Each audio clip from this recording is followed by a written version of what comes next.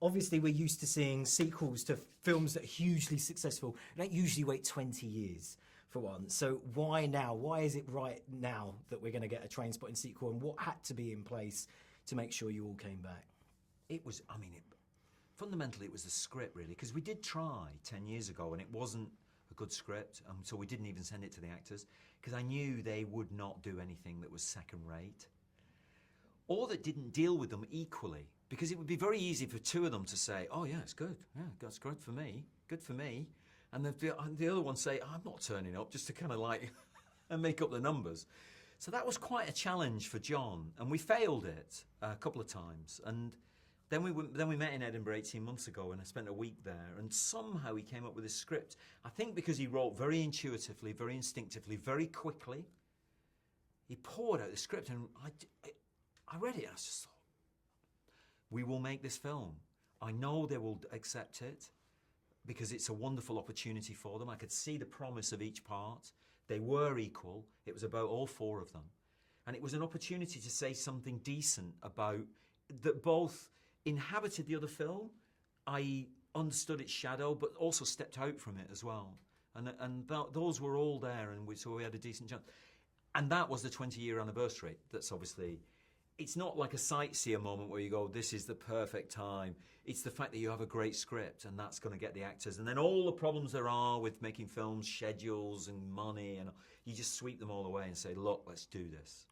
And obviously, I watched it on Thursday with an audience who, lapped it up, and you've obviously been getting some really good reviews as well. What is it you hope, now that the film's there, that the journey an audience are going to take when they sit and watch the movie? Well, you can't predict whether they've seen the other film, but obviously we made it as though you'd seen the other film, because it's a live ingredient in their minds, almost more than it being just a history of them, but as almost like a cultural artifact, that it's like they've got a memory of it. So the music is, you get elements of the music that haunt the film, and you get images from the other film which occasionally drop in and haunt the other film. So you're aware of it like that.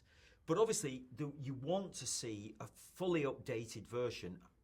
And by updated, I mean imperfect, that they are imperfect men, really.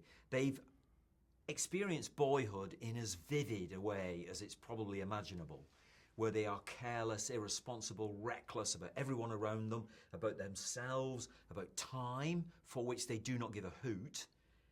And then they realise that actually it's time that doesn't give a hoot about them, and that there is a reckoning, and it's manhood, really. And that's why the film is full of disappointed children, both real and imaginary, disappointed women who don't have the voice that these four have, but are a kind of quiet agency that bear witness to how disappointingly they are occupying the father figure roles, if you like, that they're meant to occupy.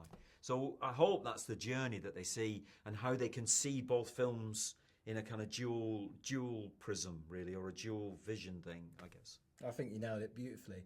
If I could just ask what it was like that first day back on set. Obviously, how was it for you? And obviously the other four as well. Just that first day being there. Well, I remember one of the scenes we did was Bobby and Johnny underneath the pub in the cellar. It appears in the middle of the film, but it was one of the first things that we shot. And they just blazed. I mean, in a way that was like, holy God. It's a great scene, beautifully written, and they were outrageous the way they grabbed it and just pushed it forward. And it was that performance energy I remember from the first film, which is huge. It's not like realism, like mumbling or kind of like observed behaviour. It was presentation. It was defiant and proud, and however imperfect the things they were saying. And they end up beating their chests like these beasts. And I should have thought, God, this is a film about masculinity. Oh my God. Because it is, and I discovered it in the editing, how much it is about masculinity, the film.